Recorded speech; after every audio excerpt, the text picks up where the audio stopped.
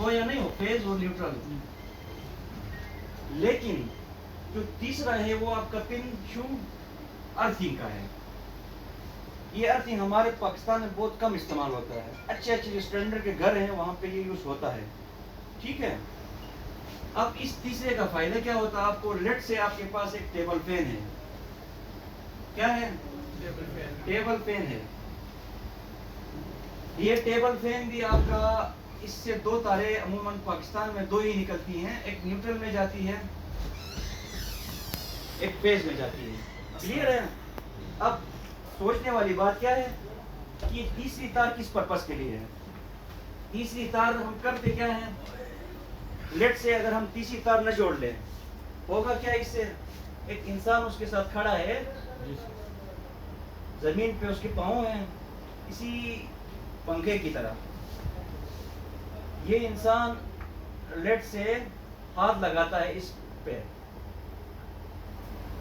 ठीक हो गया, इसको एक हल्का सा करंट लगता है कभी कभी, क्यों, इसके अंदर मोटर है, वाइंडिंग है, उस वाइंडिंग में कभी कभार उसकी इंसुलेशन वीक हो सकती है, या बेकार क्वालिटी का इंसुलेटर लगा है, पंखा 2 नंबर सा है, बेकार क्वालिटी का है, इसकी वजह से क्या होगा, एक आपकी इसके अंदर इंसुलेशन वीक हो सकती है किसी भी टाइम, या वो पंखा पुराना है, इस्तेमाल हो के गर्म हो के उसकी इंसुलेशन वीक हो चुकी है, वो किसी वजह से उसका कोर के साथ टच होता है, क्योंकि कोर के ऊपर लिपटा होता है ना तार, उस कोर के साथ नट बोल्ट होते हैं, सिंपल आपके नट बोल्ट जाके बॉडी के साथ कहीं ना कहीं टच हो जाता है नट बोल्ट के जरिए। इससे क्या होगा, अगर ये लीकेज करंट कर ले, अगर इसका फेज, अगर इसकी वाइंडिंग कमजोर होके टच कर ले पंखे की बॉडी के साथ, तो वो क्या होगा,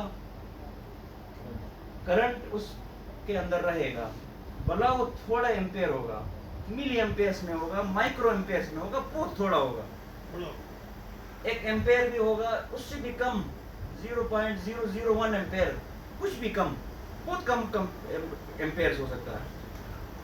अब ये यहाँ से देखो, इसकी पड़ा है फर्श के ऊपर, कारपेट के ऊपर, ये पड़ा है टाइल के ऊपर, उसकी भी एक अपनी रेजिस्टेंस है, होने की वजह से ये करंट मुकम्मल जाता भी नहीं है, ठीक।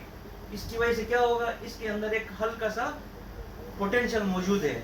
अब जो बंदा उसको हाथ लगाएगा, जो बंदा इसके साथ टच करेगा, तो क्या होगा, करंट के लिए 2 रास्ते हैं, एक है रास्ता पंखे के थ्रू जमीन में जाए, एक है उस इंसान जो टच कर रहा है उसके थ्रू जमीन में जाए।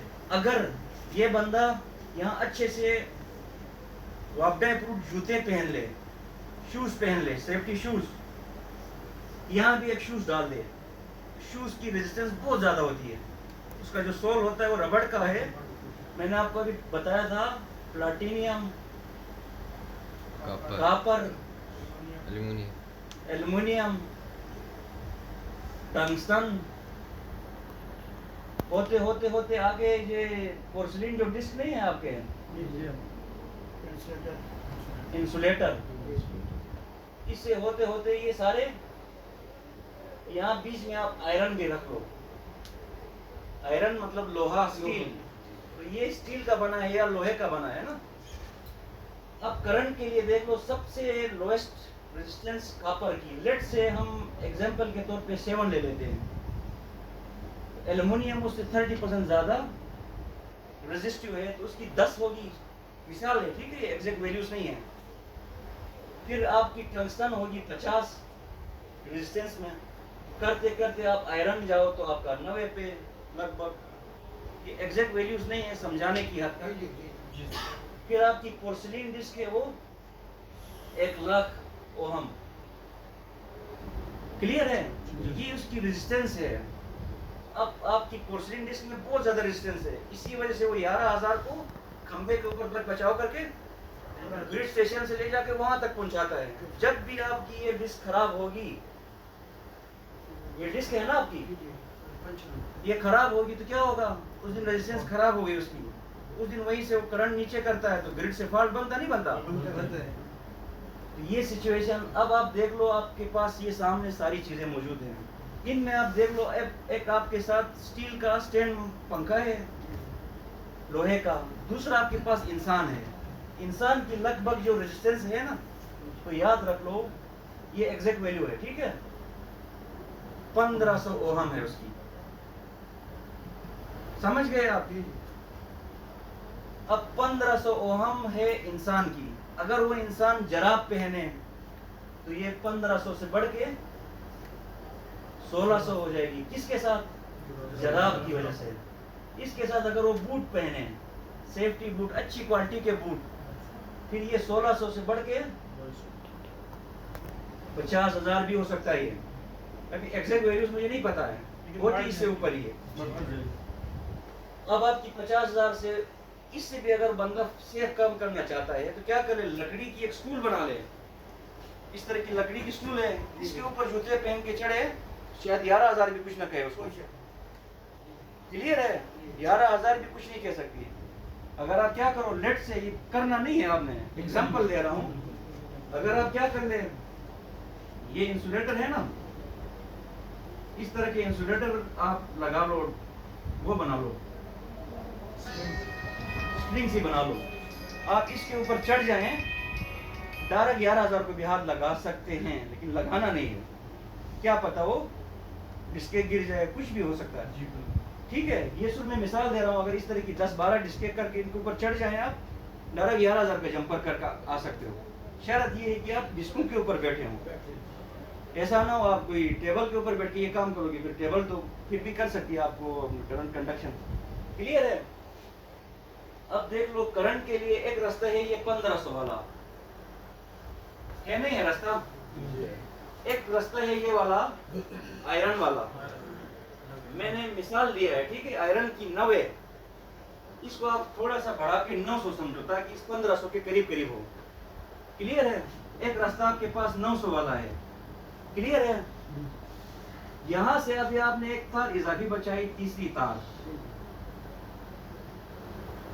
ये जो 3 पिन के नहीं होते शू, उसके अंदर अगली जो तार है अर्थिंग वाली, वो इसी से जुड़ा होता है। जब आप उस सुराख में अपना सॉकेट में डालते हैं शू को, ऑटोमेटिकली अर्थ कनेक्ट हो गई। अब ये अर्थिंग जो है ना, ये आपके घर से निकल के जमीन से नीचे है, ये जमीन से काफी गहरे पे है। अब आप खड़े हैं किस पे? जमीन के लेवल पे। आपकी जमीन से भी नीचे चले जाए तो क्या होगा? रेजिस्टेंस कम मिलेगी। ठीक। अब करंट के लिए क्या रास्ता अच्छा है? करंट इस 1500 से आके यहाँ आपके जराबे होंगे, कारपेट होंगे, ये रास्ते सारे जमा कर लो। 1500 के ऊपर जराब 100 है, ऊपर आपने बूट भी पहना है 50,000, तो ये लगभग 51-52 होगा। अब आपसे करंट गुजरने की कोशिश नहीं करेगा। क्यों? करंट के लिए रास्ता पंखे वाला ही आसान है। लेट से आपकी अर्थ वायर नहीं लगी है, अर्थिंग। कौन सा आसान है रास्ता? पंखे वाला आसान है। अब आप अच्छे बूट पहनेंगे, पंखे को टच करेंगे, आपको महसूस नहीं होगा। आप बूट उतार दे, बूट उतार के आप जमीन पे टच कर ले पाऊं, फिर आपको थोड़ा महसूस होगा। क्यों? आपने ये 50,000 को वो किया। इससे भी हट के आप अपने पाँव क्या करें? गीले कर ले। पाँव क्या करें? गीले करके फिर जमीन पे लगाए। अब पंखे को वहां लगाएंगे, आप शायद ना बचें। इतना खतरनाक सिचुएशन बनेगा। क्लियर है? इससे भी हट के क्या करें? आप कहीं अर्थिंग रॉड कर लो, जमीन में दबा लो, उसकी तार लाके अपनी पैर के साथ लगा लो, फिर आप पंखे से हवा लगाएंगे, एग्जैक्टली खतरनाक झटका होगा और वो बहुत बड़ा हादसा हो सकता है। क्यों? उसको आपने अच्छा रास्ता दे दिया। क्लियर है? अब आप देख ले, अगर अर्थिंग आपकी होगी, तो मैंने आपको क्या कहा था, कॉपर की बहुत कम रेजिस्टेंस है, तो ये कॉपर की तार है अर्थिंग वाली। इस रास्ते से करंट को 7 मिलता है, इस रास्ते उसको 900 मिलता है, इस रास्ते उसको वैसे 1500 मिलता है। अगर वो बूट पहने, स्लीपर अच्छे से पहने, 50,000 करंट तो यहाँ से सोचेगा भी नहीं मैं जाऊं। अगला रास्ता ये बचता है, इससे भी देखेगा अगर कोई और रास्ता है आसान सा, आसान रास्ता, इसको ये मिलेगा 7 वाला। तो बताओ 7 वाला आसान है या 900 वाला आसान है?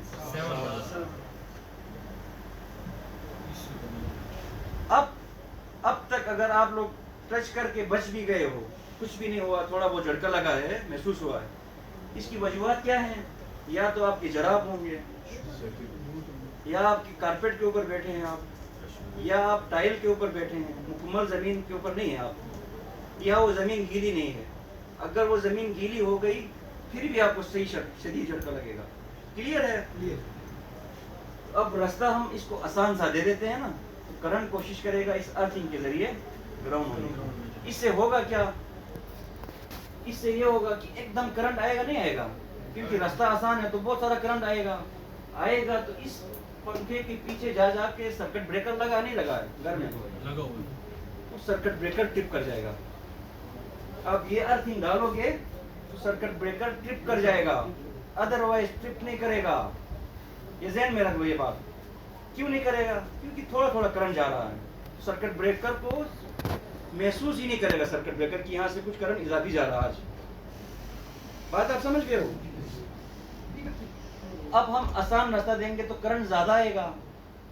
वैसे नॉर्मली अगर ये 2 एम्पियर करंट लेता था, पंखा टच होने की वजह से ये 2.1 एम्पियर यानी 1 मिली एम्पियर यहाँ से भी गुजर रहा।